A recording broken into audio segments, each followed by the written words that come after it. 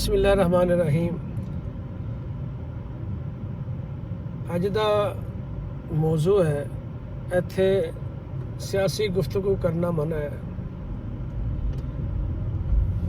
ਜਦੋਂ ਅਸੀਂ छोटे छोटे ਸਾਂ ਤੇ ਦੁਕਾਨਾਂ ਤੇ ਲਿਖਿਆ ਹੁੰਦਾ ਸੀ ਹਾਂਜੀ।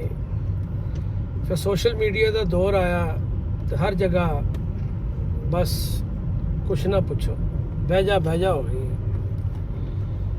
एक दफ़ा पीरो मुर्शद वासफ अली वासफ को एक बंदा आया,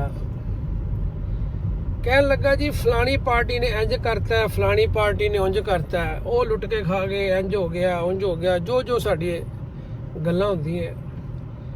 तो वासफ अली वासफ ने उन्होंने कहा ए जो कुछ हो रहा है तू कीता है? वो बंदे ने कहा नहीं मैं तो नहीं कीता।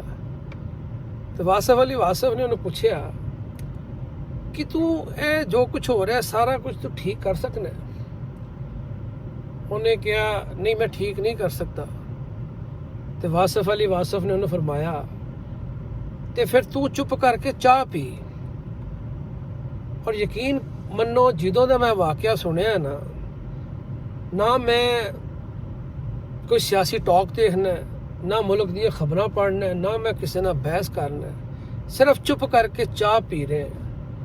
और यकीन करो जो चाह पीन का मज़ा है ना वो एक दूजे दे नाल पंगे लैन दा नहीं। और साडी नबी ने फरमाया कि साडी जिहड़ी रईयत है वो साडी आल औलाद है, दोस्त अहबाब ने, हमसाए ने, रिश्तेदार ने, यह रईयत है। ਇਹਦੇ ਬਾਰੇ 'ਚ ਸਾਨੂੰ ਪੁੱਛਿਆ ਜਾਣਾ ਹੈ, ਨਾ ਕਿ ਮੁਲਕੀ ਮਾਮਲਾਤ ਦੇ ਬਾਰੇ 'ਚ। ਤੇ ਦੂਜੀ ਗੱਲ सिर्फ यह है कि सच्चाई तो हकीकत च दो अलग-अलग चीज़ें हैं। मैं आरिफ हमीद है, यह सच्चाई है। मैं 53 साल का है, यह भी सच्चाई है।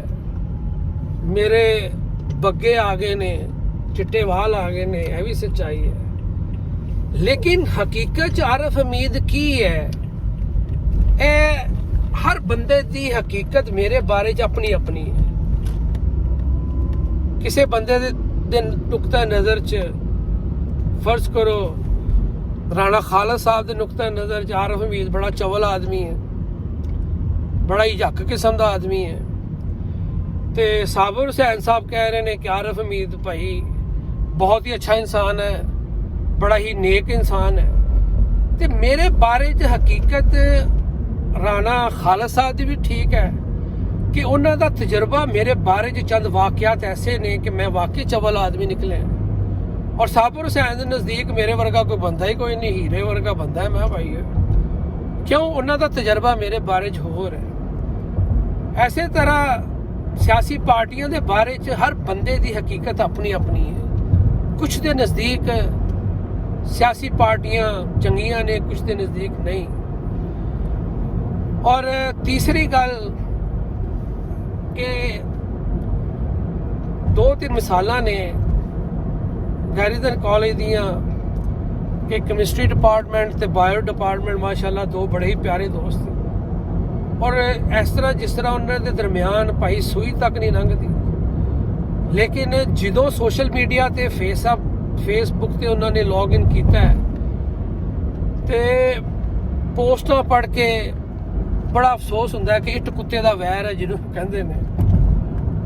और माशाअल्लाह कुछ दोस्त जिहड़े कि उस्ताद ने वो सियासत नूं उन्होंने क्लासरूम च वाड़ता है, जिहड़ी बड़ी ही अफसोसनाक गल है कि एक उस्ताद नूं मजहबी हवाले नाल, मजहबी फिरका वारियत के हवाले नाल ते सियासी नुक्ता नज़र के हवाले नाल न्यूट्रल होना चाहिए। और एक उस्ताद माशाअल्लाह उन्हें फेसबुक अपने स्टूडेंट नाल इन्ने पंगे ले ने।